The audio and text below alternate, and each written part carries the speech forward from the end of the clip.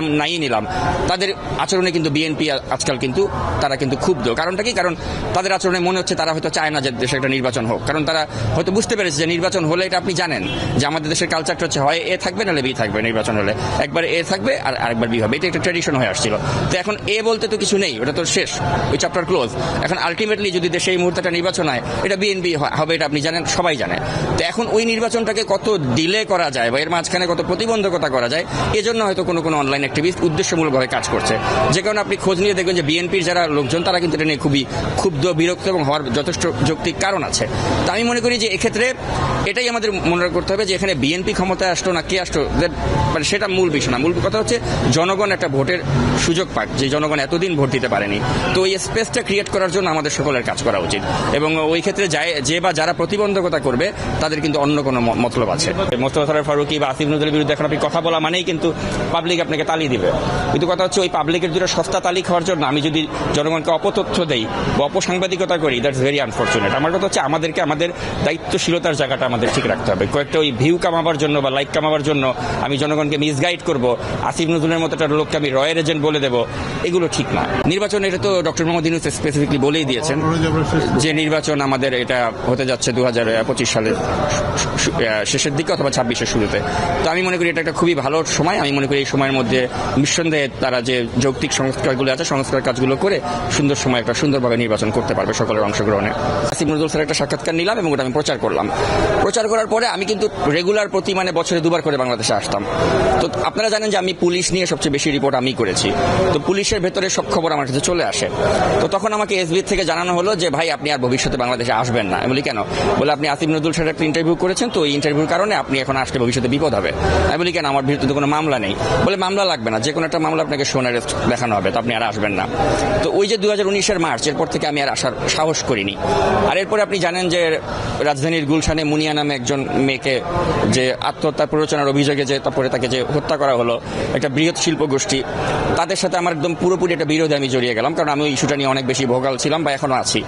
তো তারপরে ওদের পক্ষ থেকেও আমার বিরুদ্ধে আপনারা জানেন যে এমন কোনো অভিযোগে মামলা নেই যে তারা করেনি। তারা আমাকে শিশু ধর্ষক বানিয়েছে, যে আমি নাকি শিশু ধর্ষণ করেছিলাম যখন আমি ইন্ডিপেন্ডেন্ট সালমান এফ রহমানের মালিকানাধীন পত্রিকাতে আমি যখন কাজ করি, ওই সময় নাকি আমি শিশু ধর্ষণ করেছিলাম রাজধানীর সবুজবাগে।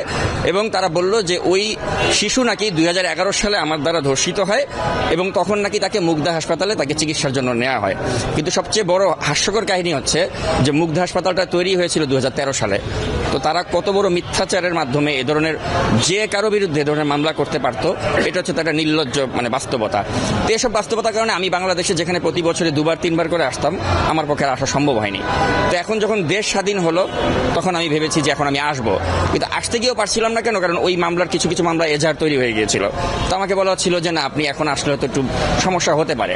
তো এখন যখন দেখলাম যে না, সমস্যা হবে না, যখন আমি ক্লিয়ারেন্স পেলাম যে আসলে সমস্যা হবে না, আমি আসলাম। তো এটা it's better late then never, কিন্তু আরো আগে আসতে পারলে আরো ভালো লাগতো। আর এক্ষেত্রে আমি মনে করি যে যারা আইন শৃঙ্খলা বাহিনীর লোকজন রয়েছেন বা যারা বিশেষ করে আমি আইন উপদেষ্টা থেকে শুরু করে সকলকে ধন্যবাদ জানাবো যে তারা আমার আসার রাস্তাটা সুগম করেছেন। এই পরিবর্তন এত দ্রুত আসবে না, কারণ আপনার মনে রাখতে হবে যে 15.5 বছর ধরে ইনস্টিটিউশনগুলোকে একদম ধ্বংস করে দেওয়া হয়েছে। এখন যদি আপনি রাতারাতি আশা করেন যে এগুলোকে রাতারাতি একদম ঠিক করে ফেলা হবে, এটা আসলে সম্ভব না। It will take some time. এখন সমস্যাটা হচ্ছে কি যে আমরা জনগণ খুব ইমপেশেন্ট। আপনি চিন্তা করে দেখুন যে ডক্টর ইউনূসের নেতৃত্বে এই সরকারটি যখন 9 আগস্ট তারা ক্ষমতা গ্রহণ করলো, তখন থেকেই কিন্তু আমাদের প্রত্যাশার মাত্রাটা এত বেশি। তো দেখা যাচ্ছে যে 4 মাস না যেতেই জনগণ অস্থির হয়ে গিয়েছে। আবার কেউ কেউ দেখা যায় উদ্ভট সমীকরণ করে যে আগেই হয়তো বেটার ছিল। এই যে ধরনের কথাবার্তা, এগুলোর মাধ্যমে হয় কি আসলে যে আপনি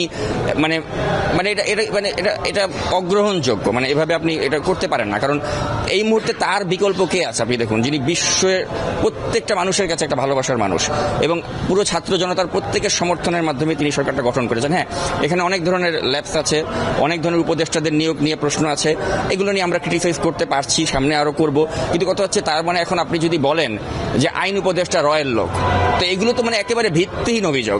আপনি বলে দিচ্ছেন যে মোস্তফা সরোয়ার ফারুকীকে কেন করা হলো, তার স্ত্রী তো মুজিবের সিনেমাতে অভিনয় করলো। এখন কথা হচ্ছে তার স্ত্রী একটা সিনেমা অভিনয় করলো, তার কারণে তার হাজব্যান্ডের ভূমিকাকে আপনি কেন প্রশ্নবিদ্ধ করবেন? কারণ তার হাজব্যান্ডের ফেসবুকের পোস্টগুলো আপনি খেয়াল করুন যে 5ই আগস্টের আগে মোস্তফা সরোয়ার ফারুকী কি স্ট্যাটাস দিয়েছেন, এর কয়টা শেখ হাসিনার বিরুদ্ধে গিয়েছিল।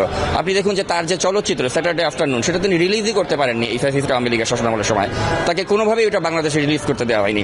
এখন যদি আপনি বলেন না ফারুকি আওয়ামী লীগের দোসর ছিল, তারপরে আসিফ নজরুল রয়ের দোসর, তো এইভাবে করে যদি আপনি নিজেদের মধ্যে বিভাজন তৈরি করে দেন তাহলে দেশটাকে এগিয়ে নেওয়া যাওয়া কিন্তু খুব কঠিন। তো আমি মনে করি যে যারা এই ধরনের কাজটা করছেন তারা কেন করছেন, কি ধরনের উদ্দেশ্যে করছেন, এটা নিয়ে আমি আসলে জানি না কেন তারা এটুকু করছে। তবে বর্তমান প্রেক্ষাপটে হ্যাঁ, আপনি ভিউয়ার্স বা সাবস্ক্রাইবার্স পাওয়ার ক্ষেত্রে এটা খুব ভালো একটা ব্যবসা। মানে আমিও যদি এখন এই মুহূর্তে মুস্তাফা ফারুকীকে বা আসিফ নজরুলকে উদ্দেশ্য করে আমি সমালোচনা করি, আমার কিন্তু ভিউয়ার সাবস্ক্রাইবার বেড়ে যাবে। কিন্তু এক্ষেত্রে আমাদের দায়িত্বশীলতার পরিচয় দিতে হবে যে আমি কি কয়েকটা ভিউ লাইক কামাবার জন্য আমি কাজ করব, নাকি আমি জনগণকে বা দেশবাসীকে প্রকৃত সত্যটা আমি সেটা জানতে দিব। কারণ আমি জানি আসিফ নজরুল রয়ের মানে তিনি যে অভিযোগ তার বিরুদ্ধে আনা হয়েছে এর মতো ভিত্তি না হাস্যকর